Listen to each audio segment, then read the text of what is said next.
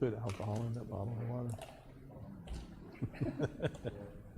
It's some strong stuff. I got my mic on. I should say that. Sorry.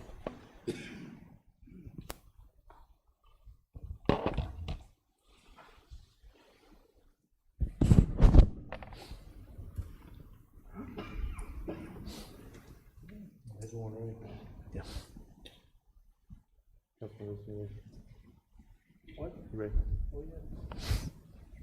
Good evening. I'm going to call our meeting February 1st, 2021 to order at this time. I'd like to thank everyone that's here with us tonight and everyone that's tuning in with us tonight for being involved in caring about what goes on in your local government. I hope we'll all be respectful and civil as we make our way through the agenda tonight. First and foremost, I'd like to ask Councilman Trey Whitehurst to lead us in the invocation. Y'all bow your heads, please. Dear Lord, we give you thanks for this day and the many blessings you've given all of us just for being here and being in this great county. We ask for your blessings on the staff and the council members and all those people present. We especially ask for your wisdom as we move forward in handling the business of this county. We ask you to be with each one of us specifically and help us to make decisions that will honor you and honor this county and all the people of this county. We ask you to put a hedge of protection over our service people, our first responders, and all those people struggling with COVID right now. We ask for prayers for our president and his staff to lead this country. And we ask all this in Christ's name. Amen. Amen. Thank you, Councilman Whitehurst. This time I'm going to ask our Councilman Henry Wilson if he would to lead us in the Pledge of Allegiance. First, I want to tell you a little bit about his service to our country. He served in the U.S. Navy from 1992 to 96 as aviation electronics technician in the Maritime Patrol Squadron. Deployed in 93 in support of exercises associated with the Bosnian conflict, submarine tracking, and air-sea rescue efforts in the North Atlantic. Was deployed a second time in 95 in support of drug interdiction and air-sea rescue efforts in the Caribbean, submarine tracking, and humanitarian patrols for Cuban citizens seeking asylum here in the U.S. He earned his bachelor's in psychology and sociology by attending college on and around military bases. He left the service at the rank of E5 as a second-class petty officer. Councilman Wilson, if you would, please lead us in the Pledge of Allegiance. Thank you. I pledge allegiance to the flag of the United States of America and to the republic for which it stands, one nation, under God, indivisible, with liberty and justice for all.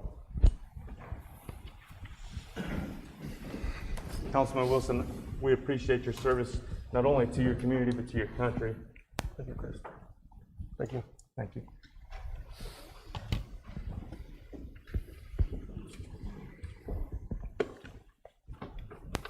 At this time, we'll hold our public forum. This is a time for the public to give us feedback or tell us about issues that they deem important. Madam Clerk, please call our first speaker. Mr. Chairman and members of council, I call Alan Smith.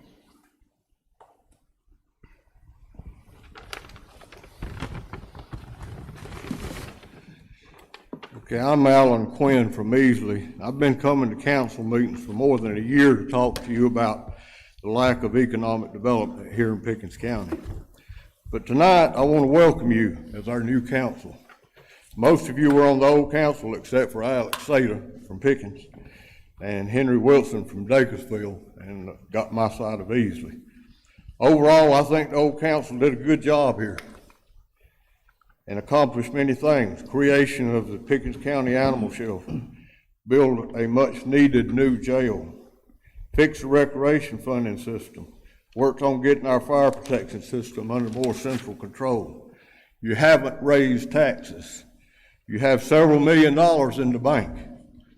Working on getting better internet service across the county.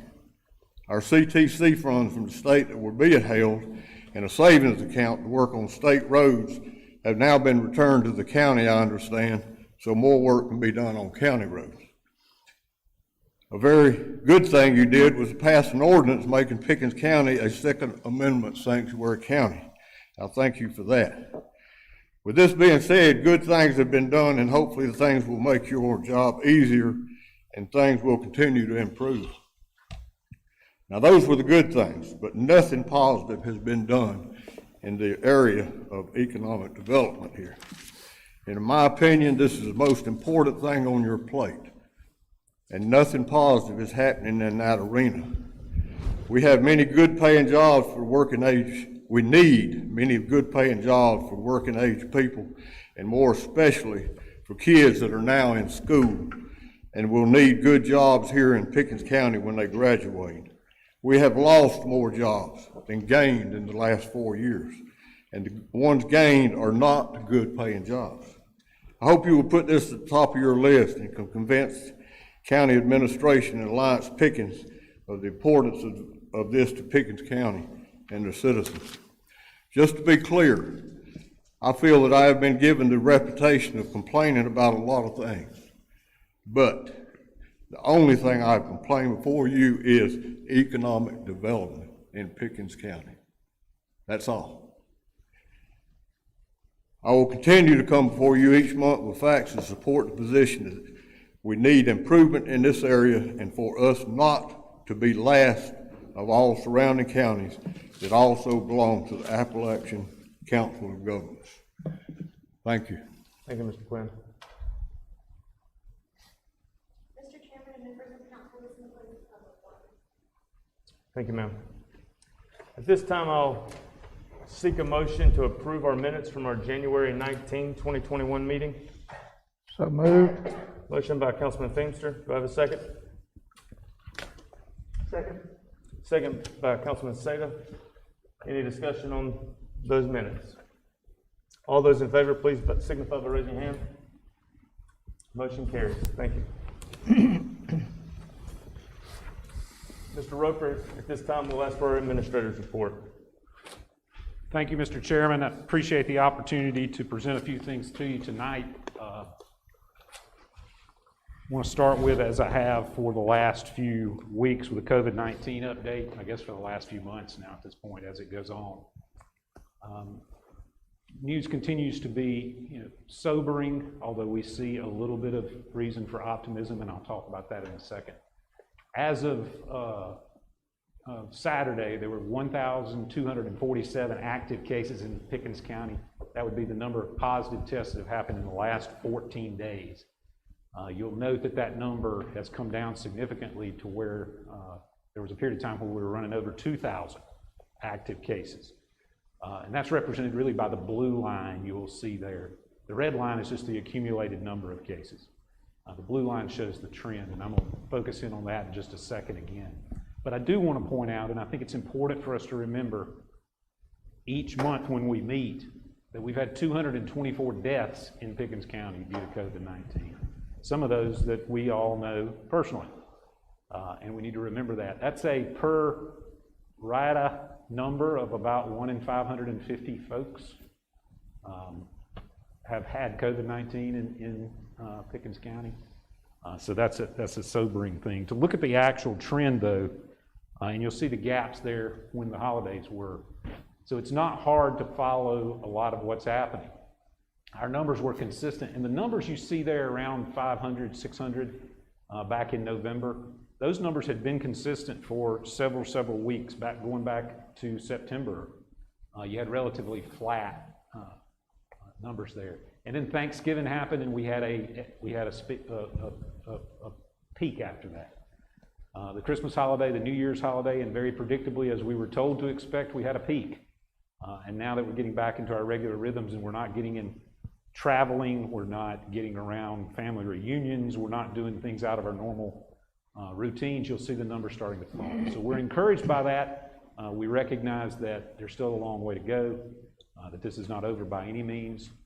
Just to update you, our own vaccination center, our county vaccination center, is up and have filed all the paperwork necessary with DHEC in order to be active. We've had training for our paramedics to administer it, and we are waiting really for DHEC to just send us the vaccinations. Now, that's our facility, our in-house county one that we wanted to have the flexibility to have. But if you see vaccination sites at the Ingalls, at the CVS, at Prisma that's doing vaccinations, and you qualify to get into the VAM system, we want to encourage the public to do that because vaccinations is really the way we can move on from this conversation at some point. But I did want to bring you that some good news that it looks like for the time being, our peak is past, and we hope that that trend continues. Thank you all for the goal setting, the workshop that you had on Saturday. I think it was a fascinating conversation for myself, and I know Finance Director Garino that was there with me. We talked about it afterwards. Fascinating information. You all had some areas that you seemed to have pretty uniform agreement on, and so it was rewarding for us as a staff to see that. We've started accumulating that data. If you walk into the back hallway over here to my right, you'll see all of the Post-it notes that you had lined along the walls. We're starting to look for areas of overlap so we can bring you back a report here in the next couple of weeks to show you what our perspective is on what your work plan is for the year. It may be a little different than it was last year because one thing I realized this and didn't expect it. There's a very different conversation that happens when you have 6 council members who have been together for almost 4 years, at that time 3 years. The 6 council members that went through this planning process last year had a lot of commonality. They had worked together for 3 or 4 years. Bringing 2 new council members in changes the perspective, and it changed the nature of that meeting. So I think there's a lot for us to learn as a staff from the 2 new members and the way they interplayed with the 4 existing. So it'll look a little different, I think, what we bring back to you, but we intend to bring it back to you not just with a series of 6 goals, but we actually intend to bring it back to you with a work plan connected with those. I showed you a little bit of that at the end of my presentation on Saturday, but also with some ways that perhaps we can measure our progress towards those goals at the end of the year. So thank you for that. We'll bring that back to you. I think it's an important process for the staff to understand the vision that's cast by council. One thing just to update you, our employment engagement survey is live. It's live now. We're going to run it through February 19th to try to get feedback. It's completely anonymous. We've eliminated a lot of the personal identifying information like what department you work in, those sorts of things. We've eliminated that to try to encourage people to participate. As of this morning, 104 employees have already responded to the survey, so we're getting some good results from that, and we'll bring you back that data as well, hopefully to see. You spent a lot of time Saturday talking about culture and how you want to nurture a good culture for employees. And so I'm hoping that data will help us see where we're maybe making progress, where we might be lacking. We'll bring that back to you. And now, for a couple of minutes, I want to tell you a story about the Stonewall Creek subdivision, which I erroneously identified as being in Chairman Bowers' district, but it appears that it's in Councilman Wilson's district. It's just a little bit away, so I knew that it was somewhere close to the line. But Stonewall Creek subdivision I know well. My sister lived in Stonewall Creek some years ago, so I was familiar with it. Talk to me about it. But so that you can orient yourself, I don't know how much detail you can see on this map, but basically down here below is 153. Okay, Easley is back up above. The road that you see kind of cutting diagonally across there, that's Old Pendleton Road, joins in with 153, goes there at Pine Knoll, if you know where Pine Knoll is. Well, right behind Pine Knoll's intersection with Old Pendleton Road is Stonewall Creek. Stonewall Creek called in a complaint. Someone in Stonewall Creek called in a complaint because there was a sinkhole developing in the middle of the county road, right where the creek, hence the name, crossed. Our folks went and looked at it in November and were alarmed because I don't really have a mechanism of pointing, but do you see this line right here? That's a creek. Do you see how many houses are behind the creek with no other way out? It's 22, I think. 22 homes stood to be completely cut off if this road failed. So our Roads and Bridges folks did some temporary work to get it safe till they could figure out the next step. And then they went to work. They assembled a team, and I want to talk to you for a couple of minutes about that. It included emergency management, public works, the City of Easley Fire Department, the Powdersville Water Authority, Blue Ridge Electric Cooperative, Fort Hill Natural Gas, Charter Spectrum, and it's very much faded out on my sheet. It says AT&T. And I asked them why that was so faded out, and they said because AT&T barely showed up. But wasn't really surprised by that. But nevertheless, they worked collaboratively with all those different governments and with the community. They reached out to the HOA Association. They had a couple of Zoom meetings with the HOA Association. They looked out at the situation. It was a 72-inch metal culvert that had completely rusted and collapsed. And so it was not going to survive for long. They made the temporary fix, and then they began to analyze the data, plan, prepare, and activate the plan.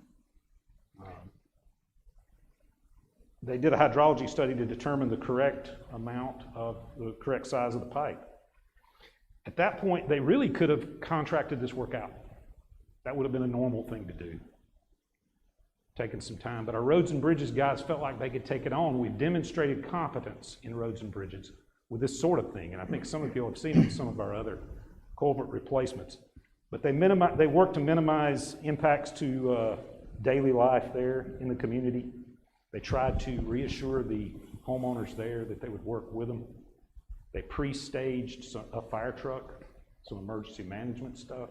They provided a four-wheeler that would transport people from the back of the subdivision out to where the people were parking their cars. They had cooperation from a local church in using their parking lot. It was a very collaborative and well-thought-out plan, including they got out early and relocated the utilities, and they also trimmed the trees. One thing that you might could do if you hadn't thought about it is go out there with a bunch of heavy equipment and realize, wait, we can't raise them up because of the trees. So they went ahead and did some pruning. You'll see here they established a pedestrian footbridge across the creek. They had the four-wheeler that I talked about to transport people from the back of the subdivision during the time of the construction. They pre-staged all the equipment, as I've already mentioned. That's the pool house for Stonewall Creek back there. So they had some parking where we had the ability to park some stuff. Coordinated out all of this with the community so the community knew this day at this time the road's going to be closed. And they provided for all of the infrastructure to deal with that. So they dug out the old rotted out pipe and they started to work. Put the new one in. By 7 o'clock the first day, they had removed the old, dug the new, provided the base, put one section of new pipe in. And by 7 o'clock the next day, they were done with placing the pipe.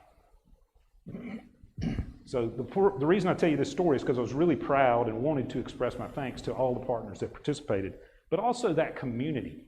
That community embraced this process. Their HOA was integral in making it work. We let the HOA be in charge of who gets what parking place in the temporary parking and things like that. That really helped. And you can see the community went a step beyond that. The first day of work, they provided lunch for the crew. You can see the hot dogs that the community association came together and provided to our crew on day one. On day two, you'll see over there, they brought a big box of snacks, including some homemade brownies. So I know our workers really were pleased with that. And then the community kids actually made cards on the last day that they gave to staff. You can't really see the detail maybe, but that's a drawing of a piece of heavy equipment. And this is one of our roads and bridges. This is Joey Burdine, who was just named an Employee of the Month, actually. You can't really see it probably on the card. It says, "Thank you for helping our neighborhood." And I don't want to embarrass Mr. Burdine, but I think you can see his reaction to receiving that card. Gentlemen, for them, these folks to get there, work this hard, coordinate with the community, and have this successful of a project. As the Public Works Director, Matt Kelly, said, this is public works that works. This is a big job done right. This is a process that he estimates. You can see the size of the pipe there. A grown man can stand up in them. He estimates that from front to back, we save the taxpayers about $150,000 by doing this in-house and by building strong relationships with that community. That's a post picture. That's the after picture. You can see that they've put down straw. They've cleaned up the road. People are driving out and back to work on that road today. We got an email from the HOA Residents of Stonewall Creek subdivision wanted to let us know how much they appreciate the manner in which the repairs on Stonewall Drive were carried out. Every phase from the planning, communication, and the task completed were above our expectations. They felt like each employee cared about their duties and worked tireless to completion. I was proud of this because it seems like to me this is something I've been talking about with staff for some time, and it was rewarding to me to see it. These are public servants at work. These are not just government employees. These are public servants. So regardless, I wanted to thank them. I wanted to pass on my thanks to that community for working with us, and really nice for us to demonstrate competence in that way. With that, Mr. Chairman, I'll conclude my report. Any questions you might have? Anyone have any questions for Mr. Roper? Mr. Chairman, yes, I have a couple of questions. Councilman Sexton. Last month you talked about the information, I guess, kind of booth out in the front where citizens can come up and do transactions, so they have to go inside. Yes, sir.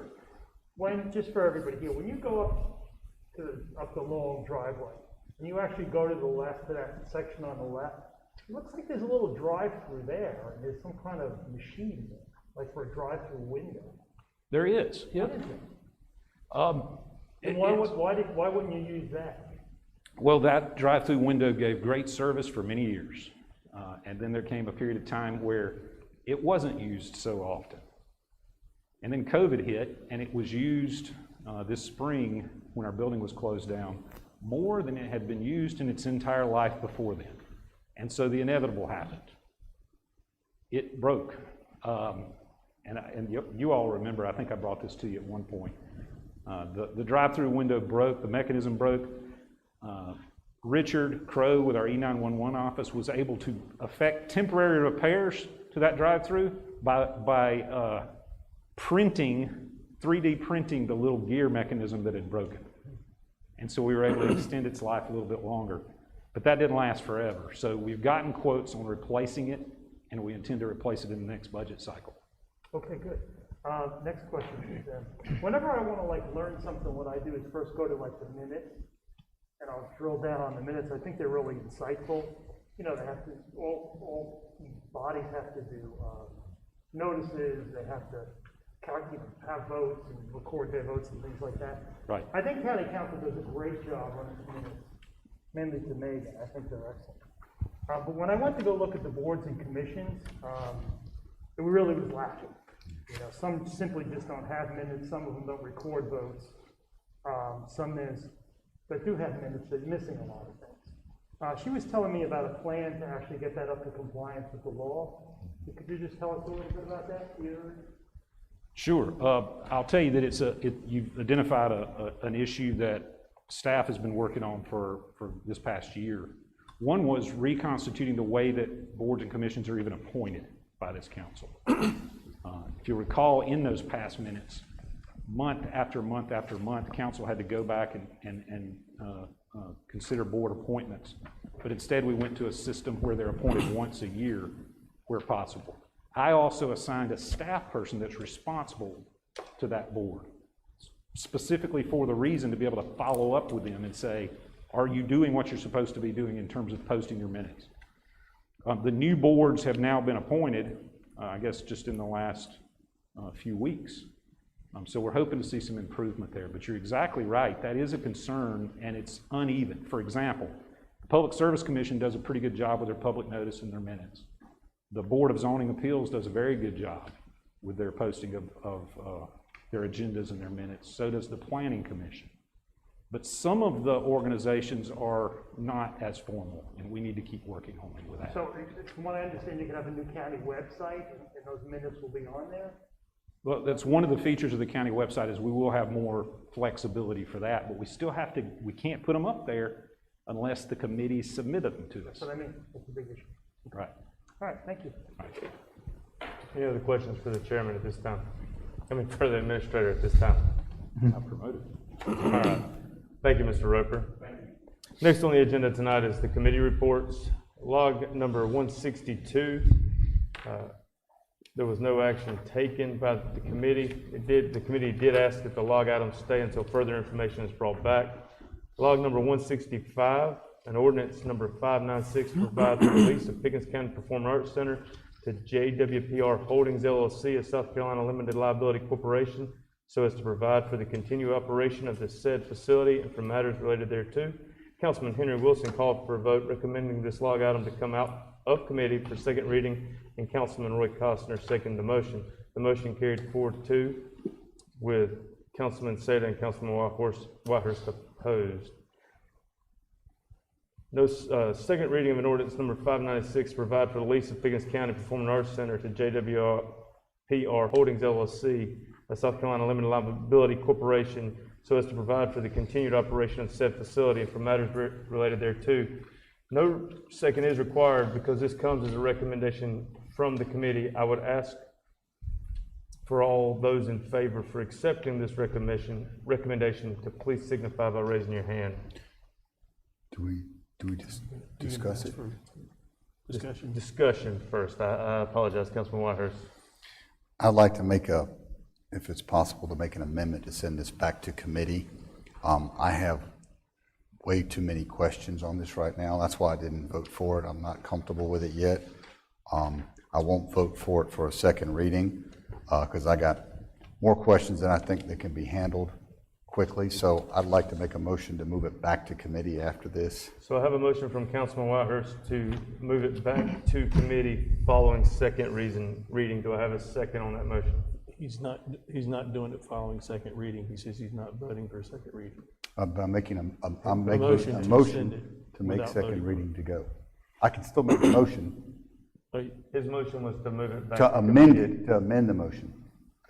Okay, following second reading. following second reading. I got you. Point Do I of have a second on order. that So are we, is the motion to approve second reading and send it back to committee? Well, it doesn't need approval because it's already been voted on in committee right out here. So all You we're still doing, vote- You have to vote on we second. still have to vote on the second reading. What I want to do is to amend it to send it back to committee.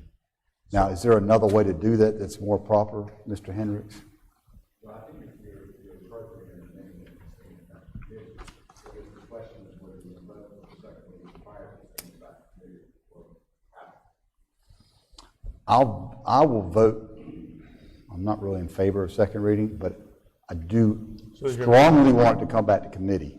So I would vote in favor just to get it back into committee. Why don't you make a substitute motion? Just send it back to committee. There'll be no second reading. It will wipe that motion out. It'll go right to committee, still be in first reading. Can we do that? Yes, sure. I can amend my motion just to send it back to committee. So I have a motion on the table to not have second reading and to send it back to committee. Do I have a second on that motion? Second. Second by Councilman Seda. Any discussion on the motion to send it back to committee? With no second reading. With Yeah. no second reading. I do. I think the purpose of government is to be able to discuss things. First reading is when you say, hey, we're getting ready to talk about this, and let's do some more research. Second reading is to continue to do that research, and then finally by third reading is when you decide. I hate the speed of government because that's 3 months to get anything started. I don't want to put the Performing Arts Center on hold. So I would prefer for us to do our research and our homework and our discussions, ask the questions that we need and have second reading and then send it back to committee for further discussion. Any other discussion on the motion on the table to send it back to committee? I guess I see your point. I've had a hard time getting information on this, even to go into the first committee meeting on it. As of today, I'm still getting information that I asked for a couple weeks ago or a week ago at least, before it even went to committee. And so I think, and we're in a time now where we're still in COVID. We're not in a place where people are beating down the doors, and I feel like there may be more time required in this than we can do in just the next meeting. Now, that's just my thoughts on it because I have a lot of questions for staff. Mr. Chairman, so I agree with you, we are in COVID and they're very limited in their space. However, there are shows that are going on. There are things that are happening at the Performing Arts Center. And the longer we wait, we're putting a company on, hey, just wait until we can figure out everything. And I think that sends a bad message to them. I don't want them to walk away and now we've got all these citizens and patrons of the arts that are gonna, what do you do when you don't have anybody running? It's running now, is it? They're Not, running it now through an MOU, but it's under the precipice of us having this discussion on their contract. is there a time limit on how long it takes us to discuss? I don't know that there's a time limit, and I, like I said, I think we still need to talk about it. I completely agree it needs to go back to committee, and that we should talk about it more now, but I don't think we slow down the speed of government to longer than 3 months to create something. Any other discussion on the motion to move this item back to committee? All right, all those in favor of Councilman Whitehurst's motion to move this to committee without second reading, please signify by raising your hand. 2, all those opposed. 4, the motion fails. So back on the table is the motion to accept second reading of log number 165. Any other discussion on that? Mr. Chairman. I'd like to make the amendment that we, on that second reading, that we move it to committee of the whole. So move it back to I have a motion by Councilman Costner to move it back to committee following second reading. Do I have a second on that motion? I'll second it. Second by Councilman Feimster. Any discussion on that? Yes, I want to talk about my concerns. Yes, sir. I think Justin Williams deserves the opportunity. He's obviously put in the energy and the effort. And the reason I voted against it, not was because of Justin as a choice, but I think there's 2 key essential elements that are missing before you sign a contract. The first one is the PAC board has to be strengthened. It has to better be able to handle its responsibilities and partner in this process. I think you have 3 board members on there now, maybe 4. Hasn't met in a while. You need to add some additional board members with the skill set and experience to oversee this arrangement with Justin. You already have a city councilman, you have a county councilman that serves on there, so they'll bring the point of view of the city and the county. Mr. Costner, I think, is on that committee, or at least attends those meetings. He has marketing knowledge. I think he can help in that marketing effort and provide input there. There's a teacher on the board. That teacher needs to get in touch with the drama departments in the colleges around here and in the high schools to make sure we have volunteers the nights of the events. I think you need a lawyer on there to actually help oversee contracts when shows are booked. You need a financial person to actually oversee the budgets that they have to put together. They actually have to file a tax return every year. That person can do that. You need a person who has experience in booking, or somebody that knows how to put on shows and maybe run a playhouse. I think that will provide oversight as well. And somebody who's connected in the community and can lead with fundraising and sponsorships. All those elements need to be there to be a functioning and working board. And if you read Justin's proposal, he actually, a working and functioning board is actually a big part of his proposal. That's missing right now. The second thing is paperwork. I researched this. The overall paperwork's in pretty good shape, but there's some things that need attention. The PAC is a 501c3, which is very impressive. It's hard to get those. I've done one of them myself.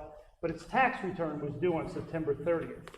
It has not been filed. It needs to be filed. It's called a Form 990EZ. Second thing, the PAC was incorporated with the state of South Carolina, the Secretary of State, but the incorporation has expired. It needs to be renewed. The third thing is the PAC has bylaws, and I've read those bylaws, and they need revisions. For example, it says the board of directors actually appoint the board of directors. Well, we know that's not the case. The council appoints them. So those bylaws need to be rewritten in some way. So in sum, I think, you know, the PAC needs to update its paperwork. You need a functioning board. You need a chairman who can actually sign checks from their account, because from what I heard from Justin was that when shows come in, he's only going to pay for half of them. The PAC is going to pay for the rest. So according to your bylaws, the chairman has to be there to sign those checks to give him money for those shows. That's missing. So by and large, I think Justin deserves it, but those 2 things need to be in place. So until that's done, I'm not going to vote for second reading. I agree with you on everything that you're saying as far as the functioning board. I have not seen the bylaws. I've seen the ordinances. The ordinances that were created the board specifically for fundraising purposes.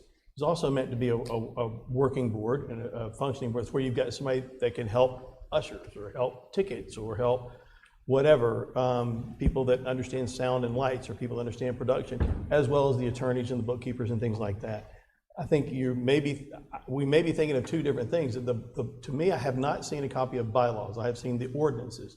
And the ordinance that was originally set up completely separated that so that the board, our board is the fundraising arm. So if the PAC decides, you know what, we want to put in box seating, and that becomes their project, they work in conjunction with the management company, or at our time, when we first created it, the director, to split up the money on how they were going to split the profits. They'd split the expense and then split the profits. Somehow we got out of whack on that, and so I agree with Councilman Say that we need to have specific guidelines, and those need to be related to those bylaws, and we need to get a copy of those bylaws before we can move forward on the agreement. But my original point is I want us to get this information, including every councilman having the ordinances, every councilman having a copy of the bylaws.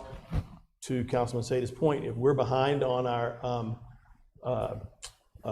filings, then all that needs to be up to date. So, Mr. Administrator. One thing I'll point out, because I think it's an important distinction, and I'm not weighing in on the validity or the non-validity of any of the arguments of the six of you.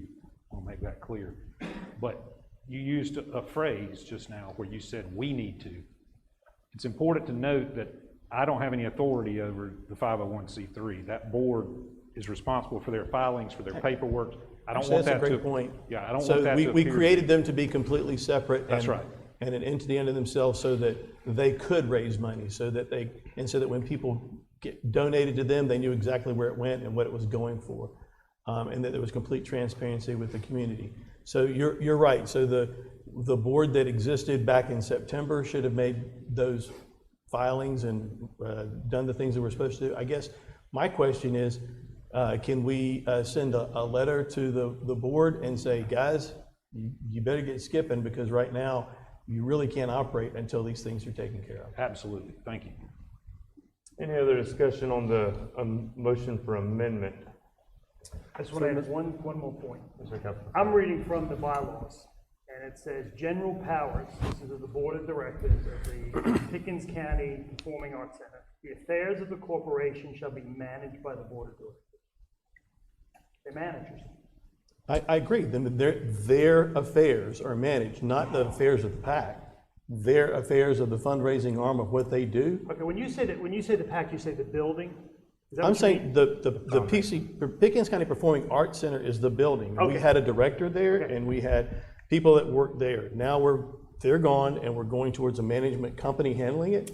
So the board handles their stuff, and the people at either our management company, or at the time the director and whoever else worked there, they handle the day-to-day operation. Okay, so yes, the manager would manage the building. The board of directors would manage the nonprofit. Correct, and the nonprofit was set up specifically as a fundraising arm, not to produce shows. I don't know about that, it's hard to tell. It's in the ordinance. Mr. Chairman. Yes. No, I've read that. Councilman Wilson. So the way I interpreted the documentation, it's like the foundation. There are a number of foundations for, I keep going back to school board stuff, but there was a foundation set up to raise money specifically independent of the school district and to support projects for education in the community. My understanding is that we had an individual employee in this organization for the county that was the sole purpose of doing the day-to-day management of activities over there and coordinating maintenance and coordinating with folks that wanted to have shows, et cetera, representing the county and the county's county's interests in the facility for the long term. And that we somehow, before Alex and I got on the board, there was a decision made that having an employee and trying to have all of the skills that you would need vested in that one employee for an exercise that's not really core government wasn't the best way to spend money for the district. So that was pulled with the express position of moving towards having a management entity, which is sort of a standard that you would have. You know, at a number of the organizations like this, there's plenty of examples around the Southeast you could look at with just a quick Google search. But that the board that was established was set up solely for the purpose of raising money for the continued investment in the community, in that community asset, without the county council being responsible for those efforts over the long term. Maybe we're a partner, maybe we contribute, but their goal was to continue what has been a fairly strong investment in developing that asset for the community, but to take it away from us and put it in the hands of interested folks in the community to complement the opportunity for the management entity, be it the county or some contracted agent, to make the money happen out there, to make the magic happen. So the observation that I have, after having to beg, borrow, plead, entrap, trick folks to get on different boards in this county, and I think that Les is over there shaking his head because you've been on, one time I was on 9 boards. I think you've been on more, right? So everybody gets asked. There's only so many people in a 100,000 person community that will serve in any organization. So everybody gets asked. And so the unicorn with zebra stripes that Mr. Seda is saying we need to have before we can start doing business over there is going to be a rare gem in this community. It took years and years and years in some of the organizations I've been part of to get the right people in the right jobs, because you had to have momentum. You had to have, success breeds success. The board is short-lived. The board's support has, the county council support for the board has been sort of indifferent in some ways. The director that was there to complement the board is gone. There's apathy within the board. The idea that in our manufacturing-centric community that there's 25 art-centered folks that'll stand in line and fistfight over a position on this board is probably, far-fetched. All of the folks that we need to have out there certainly could come over time, but that building is sitting there, and people are looking for things to do, and the opportunity to establish, get yourself in line to get a cost-effective booking takes time. It's not 2 weeks, it's a long time. So for me, maybe we look at the duration and the metrics or something like that, but if we wait for perfection, we're never going to get any progress. You can't let perfection stand in the way of progress. We already have pretty much identified a whole bunch of ways that you can do this thing poorly. Let's take a look at the opportunity to mirror some of the best practices that we can see around some very excellent facilities around the community and around the Southeast and start moving forward. I mean, we can keep coming up with questions. We have some folks willing to do it. We have some folks that have been invested in doing it. We have some folks willing to put their own money and their own time and their own way of making a living at risk to help make it a long-term facility that's operating sustainably. Dragging our feet so that we get perfection just seems like a fine example of a poor government action. So for me, I'd like for us, I had all my questions answered. I had a whole list of them. And the time that we've had since this all started, when I've only been on the board a month and a day, I was able to get a whole heap of questions answered. To stall it seems like, again, poor government. So for me, I'm going to vote that we would move this along. If we're going to move it back to the committee, let's don't just let it hang out. Let's get this done. Councilman Waters. Part of the problem with this, I understand we want to move fast and make things happen, but the contract that we're doing a second reading on is totally contradictory to what the gentleman that is signing the contract on their behalf is understanding of the contract, because he's understanding that he's getting money from half his money from the PAC, who apparently is just fundraising and not performing or managing shows. He's thinking it's half of that. I read the contract, there's nothing to that. There's a lot of confusion on whose role is what in this whole deal. And my thought is, I don't want to rush into anything till I know it doesn't have to be perfect, but all the parties ought to understand their obligations in a contract. And we're not even close to that yet. And that's where I am. The only thing I would add to that is, I don't know if this is a good thing or a bad thing, but you put out an RFP for a management company, and they came back with a proposal of the money that they needed in order to run this, and you did a bait and switch on them and turned it into, we're not giving you any money because there's not a line item in the budget for it, and y'all got to run it and figure out how you're going to make money over the course of time. Now, I don't know if that's, I'm congratulating you or chastising you, because it feels a little weird to me. I understand Councilman Whitehurst, your frustrations. I'm not saying go fast through this. I'm saying you've identified a specific thing that we need to clear up 100%.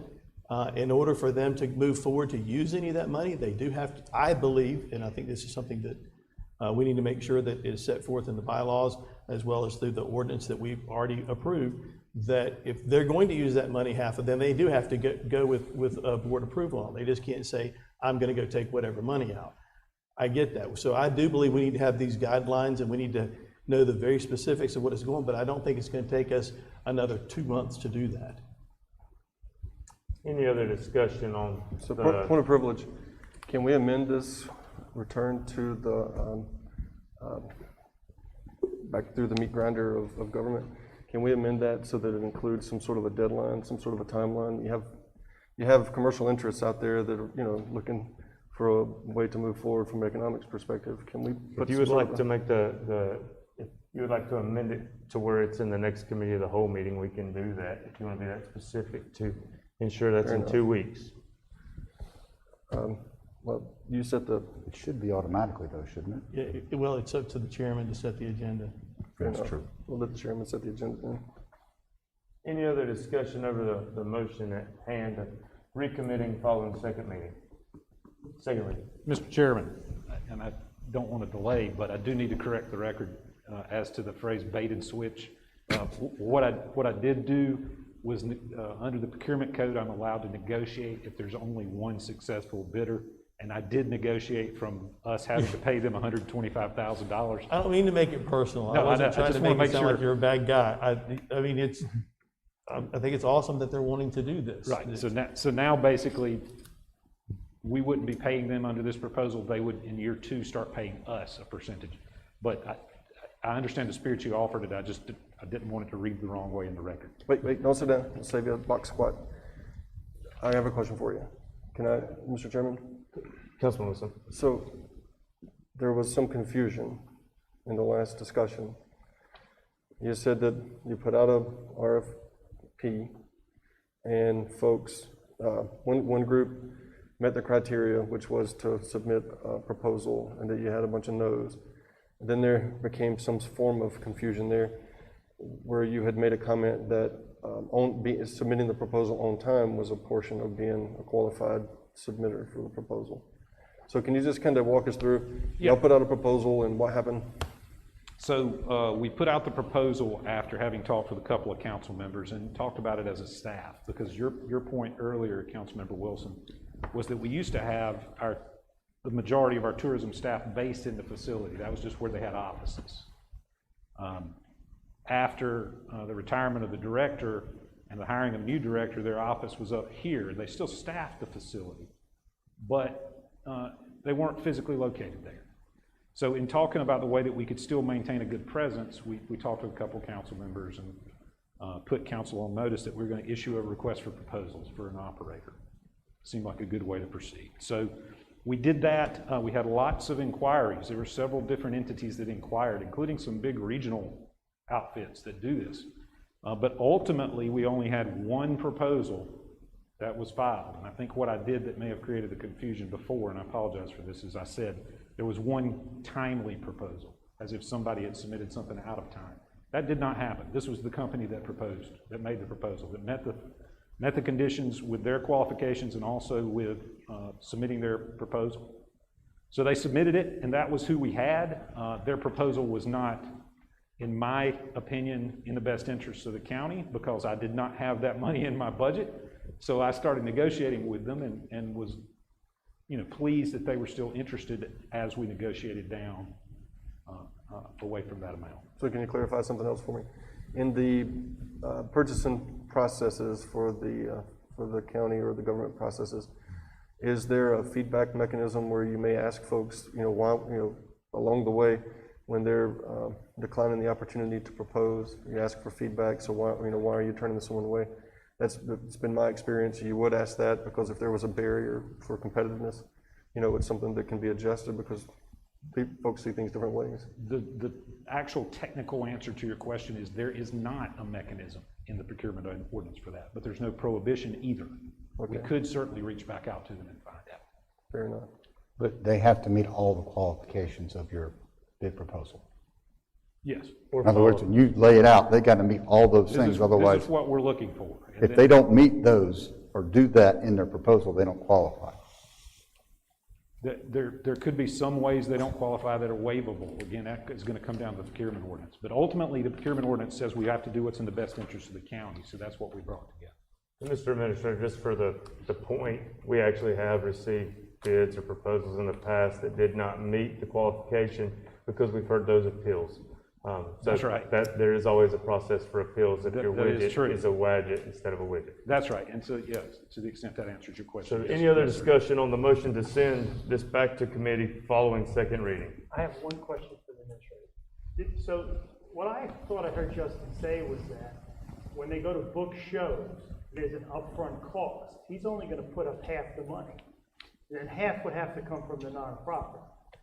That is not a part of my agreement with him. Okay, but that's what he said. That may be what so- he's, so- my- in committee, would it not? Well, yeah, so my whole point about why you need a functioning board is because someone's gonna have to write that check from the nonprofit's account, which has about 30,000 in it, to put that up. If we do that. So, We yes. don't even know if that's the way it's going to But I- go, because I that's just not the read- contract we're I voting just- on. I want to add one thing. I agree with you. I just read the county ordinance, and it said the mission of the corporation, which is this board, is to promote the Liberty Auditorium and to undertake fundraising. That's generally it. But I think since they're putting up half the money, if they don't like the show that Justin's bringing, they just won't vote to approve it. I agree. So, Okay. so, I mean, I think that, but I think those are the guidelines that we set forth, and I'm sorry. Okay, that's clear. We agree. We just gotta set those guidelines forth, and set those forth so that he knows how he's supposed to act and how that board's supposed to act. The good news is, I think with the board, the functioning part is there has to be somebody that can sign the check, and I think they do have is there a board president? Is there a treasurer? Should be a chairman of the board, that's correct. Yeah. That's part of their structure and bylaws. At this time, I'm calling for the vote on the motion to send this to committee following second reading. All those in favor of sending it to committee following second reading, please signify by raising your hand. 3. All those opposed? I voted for. Okay, 4, 2. I didn't see your hand, I apologize, Councilman Wilson. Sorry about So back to the log number 165, no second is required. Any other discussion at this time over log number 165?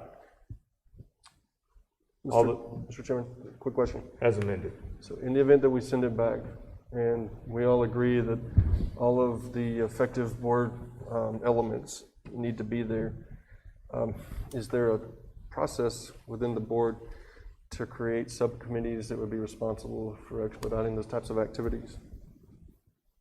I guess this is a point of privilege. I need you to reword the question, I apologize. So if we all want a bunch of stuff done, is there a way that some of us can step up and be a subcommittee to go get that done? Absolutely, we can seat an ad hoc if need be.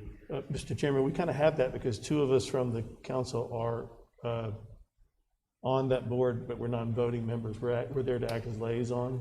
So we have that for the museum as well as the PC PAC. And by the same token, I'm more than interested in setting aside an ad hoc if need be to help expedite this. Thank you. Any other discussion over second reading of log number 156, ordinance number 596? All those in favor as amended, please signify by raising your hand. All those opposed? 4-2, motion carries. On to log number 134, mental health. There was no action taken by the committee. Log number 164, shred truck options. Councilman Wilson made a motion to accept the staff recommendation to discontinue the shredding service and to communicate it widely throughout the community. Motion was seconded by Vice Chairman Costner and carried unanimously 6-0. No second is required because this comes as a recommendation from the committee. Is there any discussion over the shred truck options? I would ask for all those in favor for accepting this recommendation to please signify by raising your hand. And it carries unanimous. Log number 105, E911, there was no action taken by the committee, and this is the end of our committee report. Agenda item number 6 is council correspondence. All I have for you currently is non-essential county offices will be closed on Monday, February 15th, 2021, in observance of the President's Day holiday. The next committee of the whole meeting will be Tuesday, February 16th, 2021 at 6 o'clock in the main conference room of the administration building. The next council meeting will be held on Monday, March 1st, 2021 at 6:30 p.m. here in council chambers. Does anyone else have any correspondence that need to be announced at this time? All right, agenda item number 7, motion period new business. We're now at our motion period new business time. Is there any motions that need to be made?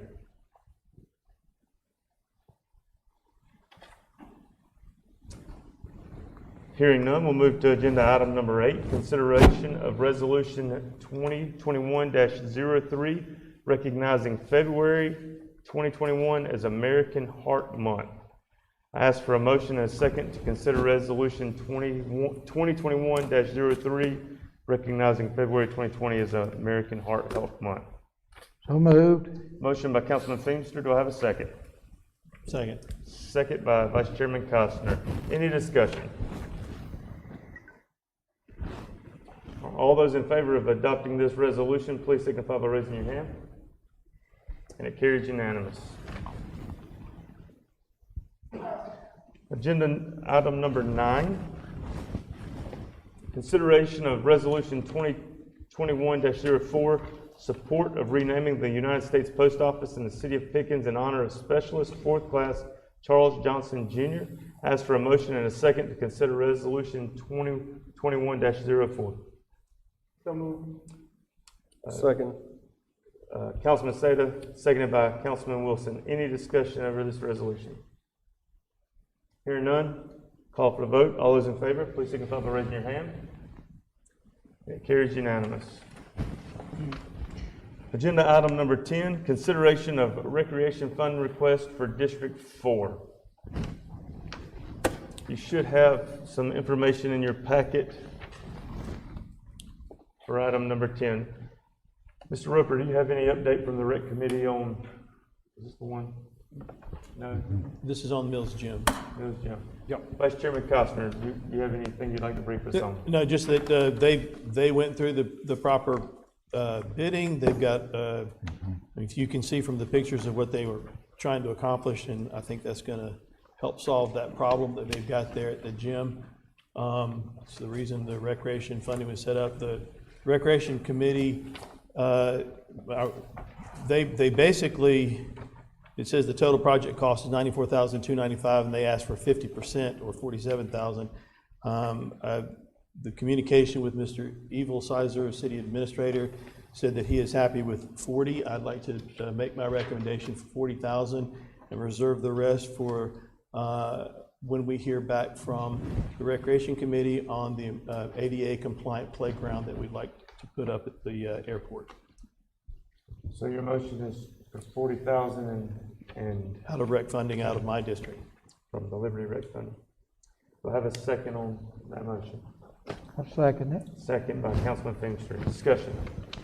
Mr. Chairman, I looked at the paperwork, I looked at who was getting the funds, I looked at the history of receiving such monies, and I went to actually look at the park, where the money's being spent. I think it all looks good to me. The only thing is, I just have a general question about how the rec board functions and kind of plays into this issue. Is, do all the applications go through the rec board? Unless there's an emergency situation, they typically do. Yes, sir.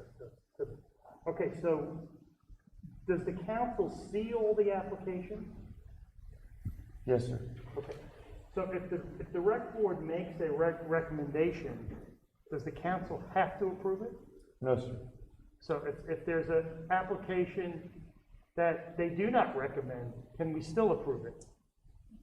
If there is enough desire out of the council, then yes, sir. The council holds the ultimate right and responsibility, just like it does with ATAX or a lot of the various other funding sources. Okay, so it's just an advisory board. That is correct. Okay, that's what I was missing. Okay, perfect. Any other discussion over the rec fund request for District? I guess clarification of that is only money voted on by council can be spent. In other words, money cannot be appropriated out of the fund without council having a vote. That is correct. Didn't mean, just making sure you understood that. Yes, that is correct. Any other discussion? All right, all those in favor of approving $40,000 out of District 4's recreation fund for the proposed project, please signify by raising your hand. And it carries unanimous. Item number 11, public hearing and third reading of ordinance number 595, authorizing the execution and delivery of fee in lieu of tax and incentive agreement by and between Pickens County, South Carolina, and Blue Ridge Electric Co-op, Inc., acting for itself, one or more subsidiaries, affiliates, successors, assignees, lessors, or other project sponsors pursuant to which the county shall covenant to accept certain negotiated payments in lieu of ad valorem taxes with respect to certain facilities in the county and other matters related thereto. This time I'm going to open for public comment. Is there any comment to be made on third reading of this ordinance? Hearing none, I'll close public comment period. Ask for a motion and a second to constitute third reading of ordinance number 595. Motion. Motion by Councilman Wilson. Do I have a Second. second? Second by Councilman Feenstra. Any discussion?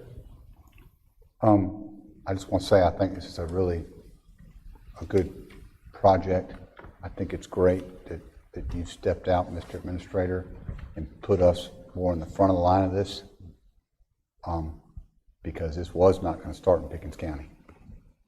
And I think we've jumped the ball on that, so that's a good job. Well, thank you, Mr. Whitehurst. I want to pass those thanks on to the proper parties, the senior leadership. Basically, my division heads developed this whole proposal. Ray Farley with Alliance Pickens is the person who first brought it to us and said, this is a question I'm getting from industry, and we need to fix this problem. I couldn't fix it. I, quite frankly, couldn't figure out how to fix it.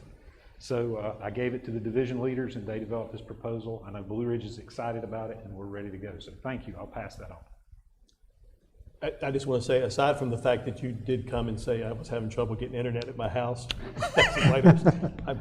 you did say that, but for those of us that are related to teachers, and I really think this pandemic has brought this to the forefront. It is so difficult for these kids to be able to learn, and it's hard enough to keep them engaged.